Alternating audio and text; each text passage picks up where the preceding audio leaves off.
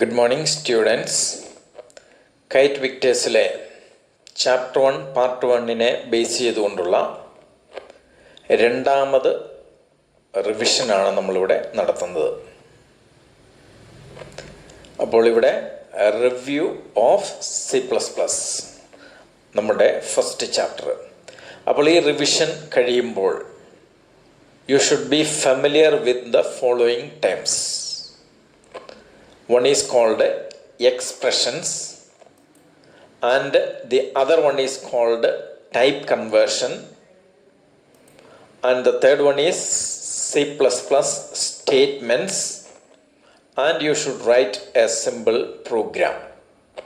അപ്പോൾ ഇത്രയും കാര്യങ്ങളായിരിക്കും ഈ റിവിഷൻ കൊണ്ട് ഉദ്ദേശിക്കുന്നത്. അപ്പോൾ first of all we should move on to expressions. എന്താണ് എക്സ്പ്രഷൻ? നമ്മൾ കഴിഞ്ഞ ക്ലാസ്സിൽ പറഞ്ഞിരുന്നു operators and operands. The combination of operators and operands are called expressions. Operators and operands are combined to form expressions. An expression represents an operation and normally produces a result. ഒരു expression നമ്മൾക്ക് ഒരു result provide ചെയ്യുന്നു. അതിൻ്റെ category 3 തരത്തിലുള്ള expressions ആണ് ഉള്ളത്. ഒന്ന് arithmetic expression, 2 relational expression, and 3 logical expression. ഓർത്തിരിക്കുക, എക്സ്പ്രഷൻസ് എന്ന് പറഞ്ഞാൽ combination of operators and operands. അത് 3 വിധത്തിലുണ്ട്: arithmetic expression, relational expression and logical expression. First we will see arithmetic expression. Arithmetic expression എന്ന് പറഞ്ഞു കഴിഞ്ഞാൽ it is nothing but if an expression which uses arithmetic operators only. If an expression which uses arithmetic operators, then it is called an arithmetic expression. അപ്പോൾ it can be 2 types. 2 വിധത്തിലുള്ള arithmetic expressions ആണുള്ളത്. One is called integer expression. If all the operands are integer numbers, അതായത് numbers without decimal point, all the operands are integer numbers, it is called integer expression. Example, 5 plus 4 divided by 2. അതായത് first operator precedence അനുസരിച്ച് 4/2 ആദ്യം execute ചെയ്യുന്നു. That means the result is 2 + 5. So അങ്ങനെ 7 കിട്ടുന്നു. Another one is called floating point expression. If an expression which returns a real number as the result, it is called floating point expression. Floating point expression is composed of floating point data and returns a floating point result. 5.0 plus 7.5 is equal to 12.5. So this is an example of floating point expression. So arithmetic expression 2 വിധത്തിലുണ്ട് according to the operands. ഓപ്പറൻസിനെ base ചെയ്തുകൊണ്ട് arithmetic എക്സ്പ്രഷനെ 2ആയിട്ട് തിരിച്ചിരിക്കുന്നു: integer expression and real expression. If the result is integer, then it is integer expression, and if the result is real number, it is called floating point expression. ഇത് എക്സാമിന് ചോദിക്കാറുള്ളതാണ്. Mathematical formula തന്നിട്ട് അതെങ്ങനെയാണ് C++ expression ആയിട്ട് convert ചെയ്ത് എഴുതാനായിട്ട് നമ്മളോട് പലപ്പോഴും പറയാറുണ്ട്.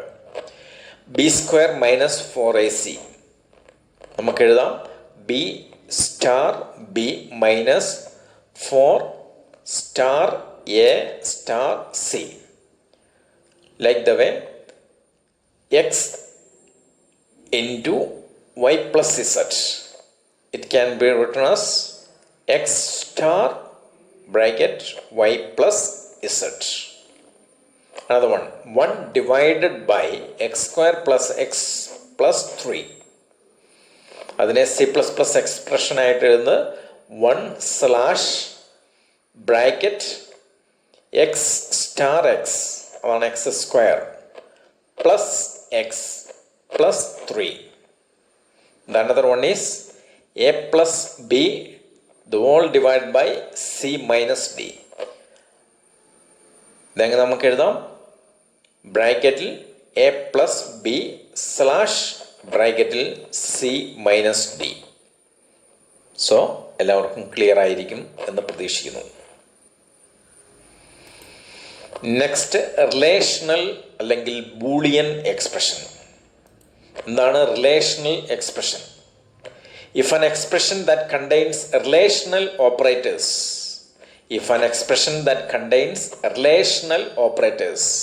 like less than, greater than, less than or equal to, not equal to, is equivalent to, ഇതെല്ലാം റിലേഷണൽ ഓപ്പറേറ്റേഴ്സ് ആണ്. It is called a relational expression. And ഇതിൻ്റെ പ്രത്യേകത എന്താണ്? Which returns true or false value. It returns true or false value. Example, 5 is equivalent to 10. Means 5ഉം 10ഉം equal അല്ല. അതുകൊണ്ട് result is equal to എത്രയാണ്? 0 അല്ലെങ്കിൽ false ആയിരിക്കും. 7 less than or equal to 10. That is true ആണ്. 7 10നെ കഴിഞ്ഞും ചെറുതാണ്. അതുകൊണ്ട് result is equal to 1 ആയിരിക്കും അല്ലെങ്കിൽ true. So this is the case of relational expressions. The another one, the third one is called logical expressions. Two or more relational expressions ne തമ്മിൽ combine ചെയ്യുന്നതാണ് logical expression എന്ന് പറയുന്നത്.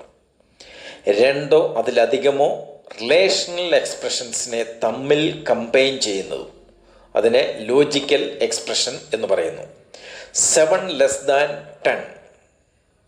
7 less than 10. അതൊരു relational എക്സ്പ്രഷനാണ്. അപ്പം അതിൻ്റെ result true. 5 is equivalent to 3 plus 2. First of all, 3 plus 2, 5 is equivalent to 5. That is also true.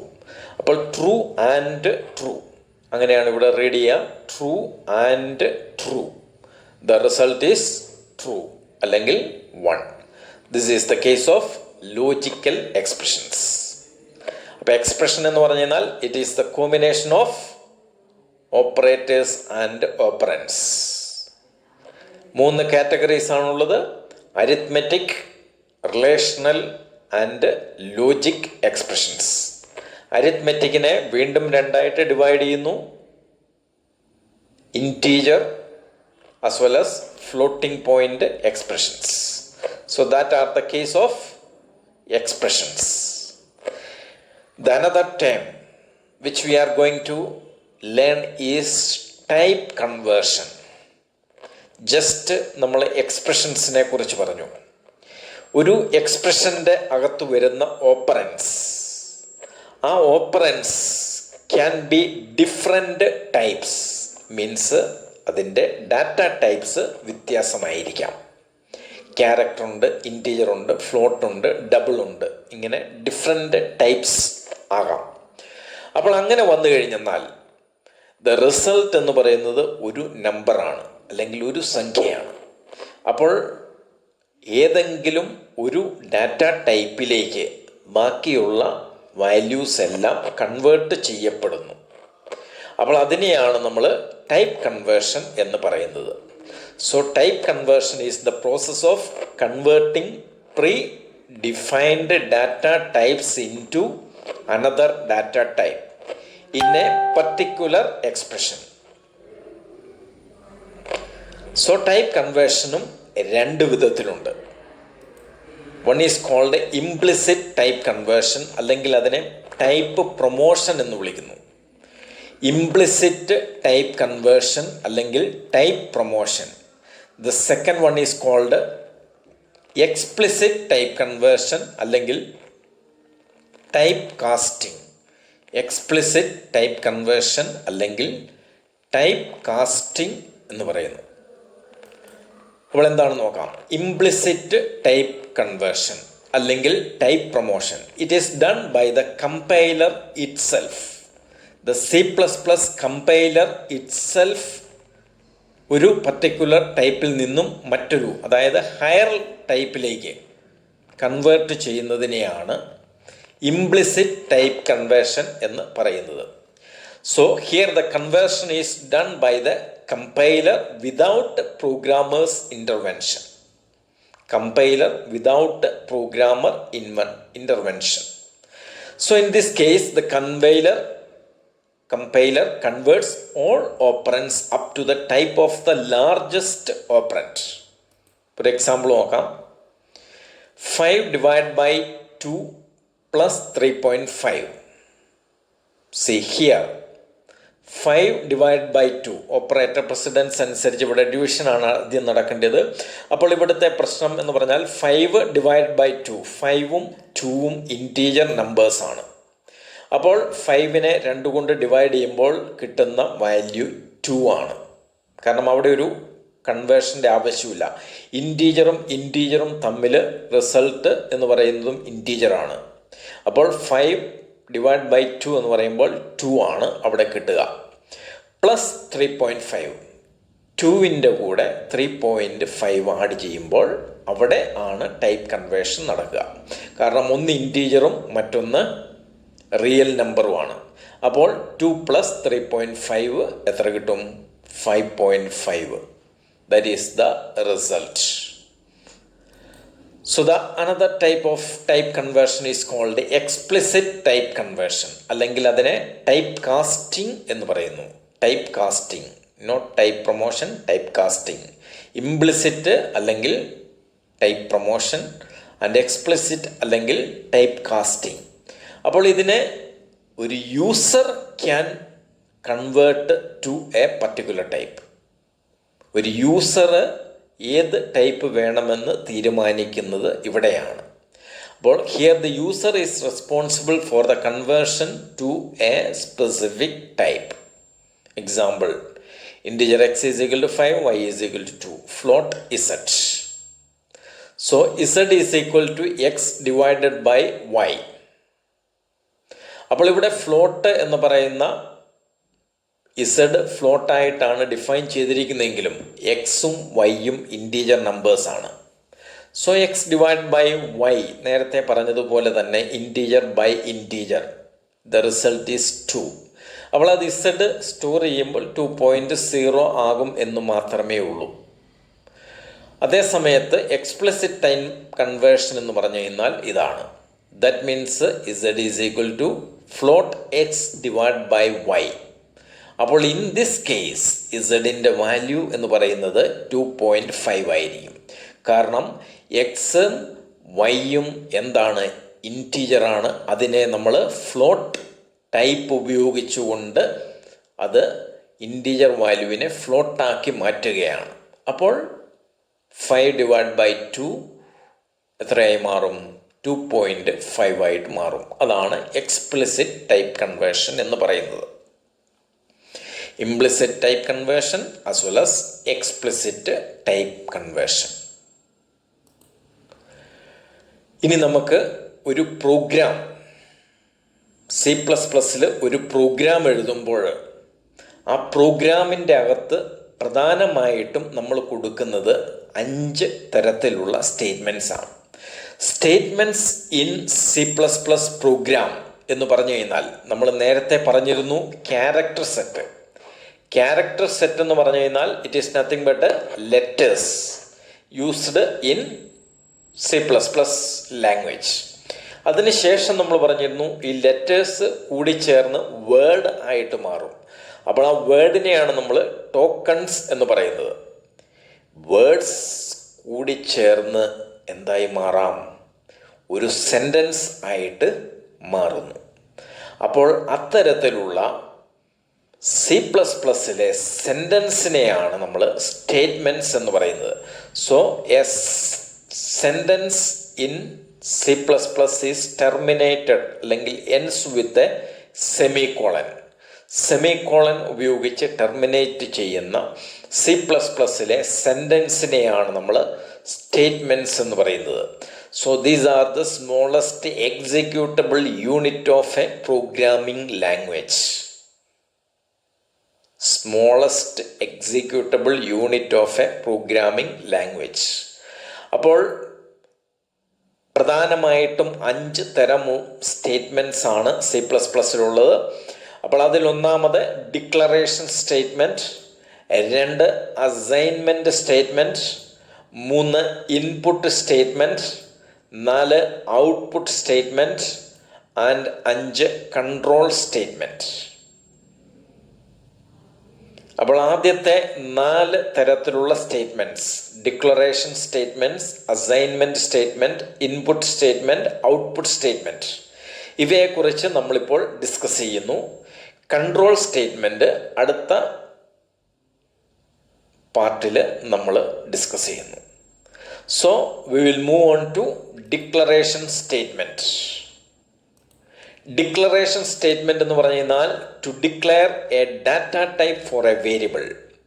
നമ്മുടെ പ്രോഗ്രാമിൽ ഉപയോഗിക്കുന്ന വേരിയബിളിന് ഏത് ഡാറ്റ ടൈപ്പ് ആണ് എന്ന് സ്പെസിഫൈ ചെയ്യുന്നതിന് വേണ്ടി ഉപയോഗിക്കുന്ന സ്റ്റേറ്റ്മെൻറ്റിനെയാണ് നമ്മൾ ഡിക്ലറേഷൻ സ്റ്റേറ്റ്മെൻറ്റ് എന്ന് പറയുന്നത്. സിമ്പിളാണ്. ഇൻറ്റീജർ എ കോമ ബി, ഇതൊരു ഡിക്ലറേഷൻ സ്റ്റേറ്റ്മെൻ്റ് ആണ്. ഒരു പ്രോഗ്രാം തുടങ്ങിക്കഴിഞ്ഞെന്നാൽ മെയിൻ ഫംഗ്ഷൻ്റെ അകത്ത് ആദ്യമേ നമ്മൾ ചെയ്യുന്നത് വേരിയബിൾ ഡിക്ലറേഷൻ ആണ്. അപ്പോൾ അതാണ് ഈ ഡിക്ലറേഷൻ സ്റ്റേറ്റ്മെൻറ്റ് എന്ന് പറയുന്നത്. അപ്പോൾ അതുപോലെ തന്നെ float X is equal to 10.5. അപ്പോൾ ഇവിടെ വേരിയബിൾ ഡിക്ലെയർ ചെയ്യുന്നതോടൊപ്പം തന്നെ നമ്മൾ അതിനൊരു വാല്യൂ ഇനീഷ്യലൈസ് ചെയ്യുന്നു. അപ്പോൾ വേരിയബിൾ ഇനീഷ്യലൈസേഷൻ സ്റ്റേറ്റ്മെൻറ്റ് കൂടിയാണ് ഇത്. അതുപോലെ another one double score. Score എന്ന് പറയുന്ന മറ്റൊരു വേരിയബിൾ ആണ്, അതിൻ്റെ data type double.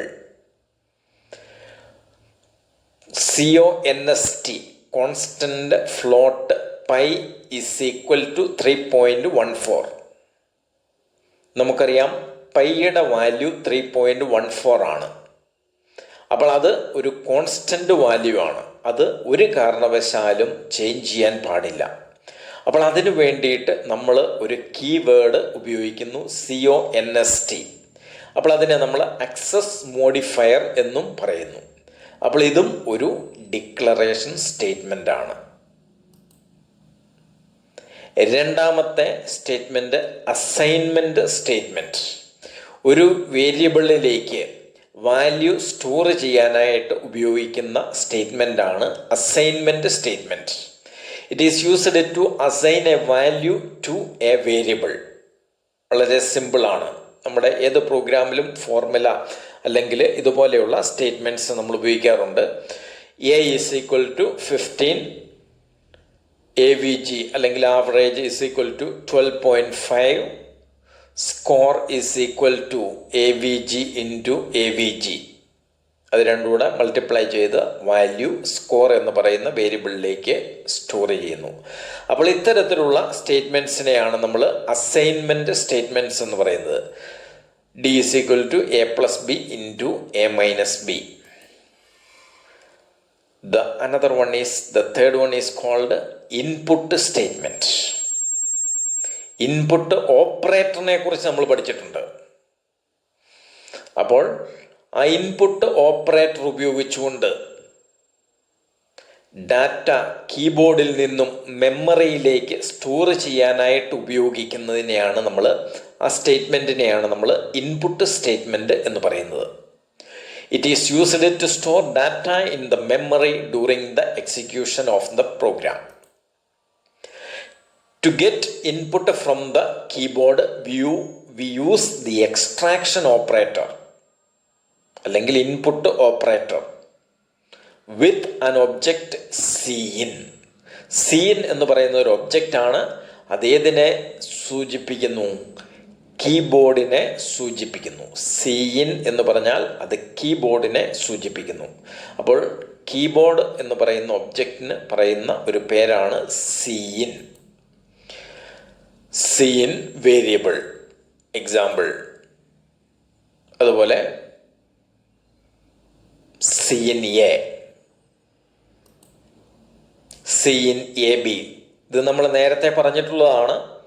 Scene input operator a, input operator b. ഇതിനെ നമുക്ക് കാസ്കാഡിംഗ് ഓഫ് ഇൻപുട്ട് ഓപ്പറേറ്റേഴ്സ് എന്ന് പറയുന്നു. കാസ്കാഡിംഗ് എന്ന് പറഞ്ഞാൽ ഒരു സ്റ്റേറ്റ്മെൻറ്റിൽ ഒന്നിൽ കൂടുതൽ ഇൻപുട്ട് ഓപ്പറേറ്റർ ഉപയോഗിച്ചിരിക്കുന്നു. So another one is called output statement. മെമ്മറിയിലുള്ള അല്ലെങ്കിൽ പ്രോഗ്രാമിൻ്റെ വാല്യൂ അല്ലെങ്കിൽ റിസൾട്ട് ഡിസ്പ്ലേ ചെയ്യിക്കുന്നതിന് വേണ്ടി ഉപയോഗിക്കുന്ന സ്റ്റേറ്റ്മെൻറ്റിനെയാണ് ഔട്ട്പുട്ട് സ്റ്റേറ്റ്മെൻറ്റ് എന്ന് പറയുന്നത്.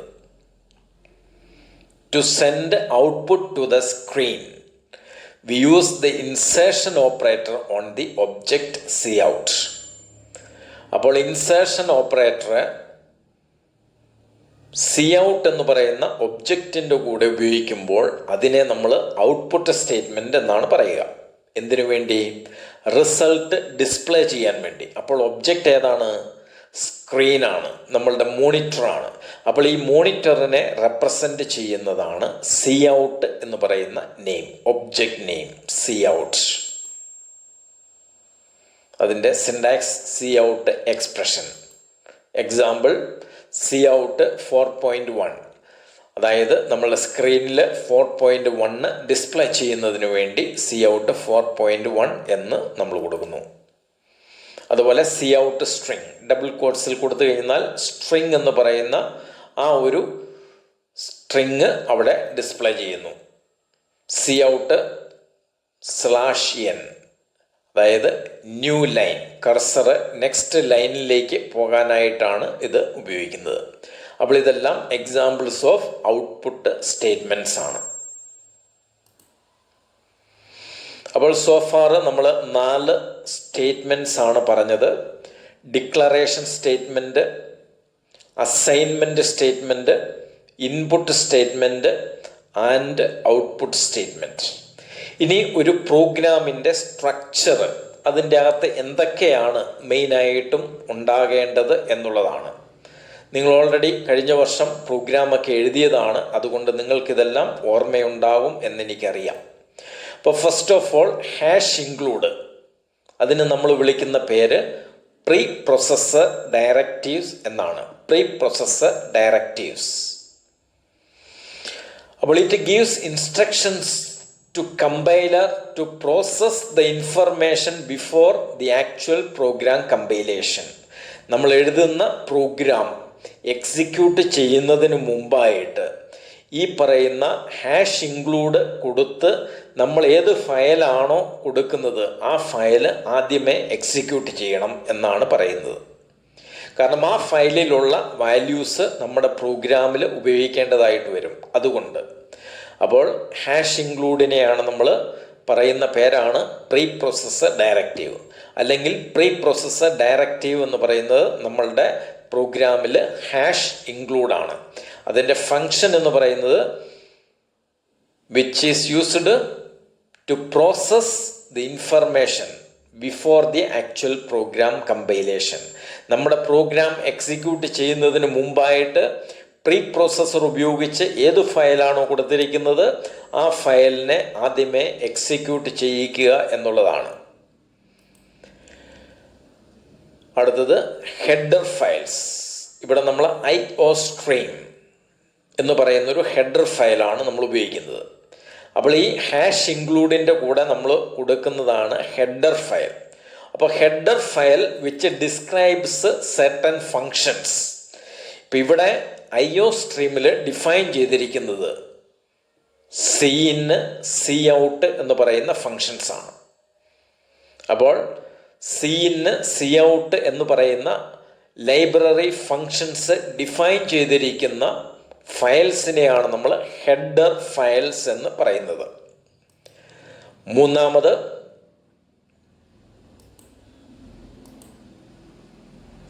Using name space.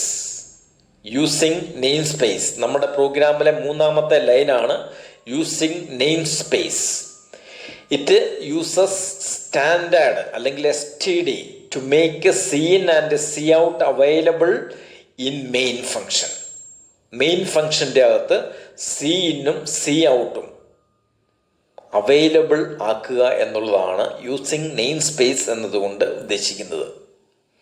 അടുത്ത നാലാമത്തതും വളരെ ഇമ്പോർട്ടൻ്റ് ആയിട്ടുള്ളതുമായിട്ടുള്ള ഒരു ഫംഗ്ഷനാണ് main function. Every C++ program starts with the main function. Execution of a C++ program starts from main function. അല്ലെങ്കിൽ ഒരു C++ പ്രോഗ്രാമിൻ്റെ ആദ്യത്തെ സ്റ്റേറ്റ്മെൻറ്റ് എന്ന് പറയുന്നത് മെയിൻ എന്ന് പറയുന്ന ഫംഗ്ഷനാണ്. ഓൾ അതർ സ്റ്റേറ്റ്മെൻറ്റ്സ്, നമ്മൾ നേരത്തെ പറഞ്ഞ declaration, input, output, assignment, control statements are written within the main function. Main ഫംഗ്ഷൻ്റെ അകത്താണ് ബാക്കിയെല്ലാം വരുന്നത്. അപ്പോൾ ഇതാണ് C++ പ്രോഗ്രാമിൻ്റെ സ്ട്രക്ചർ എന്ന് പറയുന്നത്. അപ്പോൾ C++ പ്രോഗ്രാമിൻ്റെ structure include preprocessor directive, header files, using namespace, main function and the main ഫംഗ്ഷൻ്റെ അകത്ത് C++ സ്റ്റേറ്റ്മെൻറ്റ്സ്. ഇത്രയുമുണ്ട് എന്ന് വരികിൽ നമ്മൾക്ക് ഏത് പ്രോഗ്രാമും വളരെ കൃത്യമായിട്ടും ക്ലിയറായിട്ടും നമുക്ക് എഴുതാനായിട്ട് സാധിക്കും. ഒരു ഉദാഹരണം നമ്മൾക്ക് നോക്കാം. ഇതൊരു പെരിമീറ്ററും ഏരിയയും, ഒരു റെക്റ്റാങ്കിളിൻ്റെ പെരിമീറ്ററും ഏരിയയും കണ്ടുപിടിക്കാൻ വേണ്ടിയിട്ടുള്ള ഒരു പ്രോഗ്രാമാണ്. First line hash include IO stream. അതായത് IO സ്ട്രീം എന്ന് പറയുന്ന ഹെഡർ ഫയലിനെ ഈ പ്രോഗ്രാം എക്സിക്യൂട്ട് ചെയ്യുന്നതിന് മുമ്പ് തന്നെ കമ്പൈലർ എക്സിക്യൂട്ട് ചെയ്യണമെന്നാണ് ഇതുകൊണ്ട് ഉദ്ദേശിക്കുന്നത്. അതാണ് hash include pre processor C++ കമ്പൈലറിനോട് പറയുന്നത്. അടുത്ത യൂസിങ് നെയിം സ്പേസ് STD, അതായത് സി ഇന്നും സി ഔട്ടും ഒക്കെ നമ്മുടെ മെയിൻ ഫംഗ്ഷൻ്റെ അകത്ത് യൂസ് ചെയ്യുക എന്നുള്ളതാണ്. ഇൻറ്റു മെയിൻ C++ പ്രോഗ്രാമാണ് എന്ന് അറിയിക്കുന്നു, അല്ലെങ്കിൽ C++ പ്രോഗ്രാമിൻ്റെ മെയിൻ ഫംഗ്ഷൻ ഇവിടെ തുടങ്ങുന്നു. അതിനുശേഷം ഒരു കേർലി ഓപ്പൺ ബ്രാക്കറ്റ്. അടുത്ത ഡിക്ലറേഷൻ സ്റ്റേറ്റ്മെൻ്റ് ആണ്. അപ്പോൾ ഇവിടെ ഫ്ലോട്ട് ഡാറ്റ ടൈപ്പിലാണ് LBPRI പെരി മീറ്ററിന് ഞാൻ ഷോർട്ടായിട്ട് എഴുതിയിരിക്കുന്നതാണ് ഏരിയ. അപ്പോൾ ഇങ്ങനെ 4 വേരിയബിളാണ് നമ്മൾ ഇതിൻ്റെ അകത്ത് ഡിക്ലെയർ ചെയ്തിരിക്കുന്നത്. അതിനുശേഷം ഇതൊരു ഔട്ട്പുട്ട് സ്റ്റേറ്റ്മെൻ്റ് ആണ് സ്ക്രീനിൽ ഡിസ്പ്ലേ ചെയ്യുന്നതിന് വേണ്ടിയിട്ട്. Enter the length and breadth of rectangle. അപ്പോൾ അത് നമ്മുടെ സ്ക്രീനിൽ എന്ത് വരും? ഈ സ്ട്രിങ് ഡിസ്പ്ലേ ചെയ്യും. Enter the length and breadth of rectangle. അപ്പോൾ നമ്മൾ ഒരു ലെങ്തും ഒരു ബ്രെഡ്ത്തും ഇൻപുട്ട് ചെയ്യും. അപ്പോൾ അത് മെമ്മറിയിലേക്ക് വേരിയബിളിലേക്ക് സ്വീകരിക്കണം. അപ്പോൾ അതിനു വേണ്ടിയിട്ടാണ് CIN_LB, അതായത് ലെങ്ത് എന്ന് പറയുന്ന Lലേക്ക് സ്റ്റോർ ചെയ്യുന്നു. അതുപോലെ തന്നെ നമ്മൾ ടൈപ്പ് ചെയ്ത മറ്റേ രണ്ടാമത്തെ വാല്യൂ Bയിലേക്ക് സ്റ്റോർ ചെയ്യുന്നു. അതിനുശേഷം നമുക്ക് എന്ത് കിട്ടാം? റിസൾട്ട് കണ്ടുപിടിക്കാം. അതായത് perimeter is equal to 2 × L + B, 2 × length plus breadth. അതുപോലെ തന്നെ area is equal to L × B, length × breadth. ഇത് രണ്ടും നമ്മൾക്ക് കിട്ടിക്കഴിഞ്ഞു റിസൾട്ട്. അപ്പോൾ പെരിമീറ്ററിൻ്റെ അകത്ത് PRI, അത് ആ വേരിയബിളിൽ എന്തുണ്ട്? പെരിമീറ്ററും ഉണ്ട്.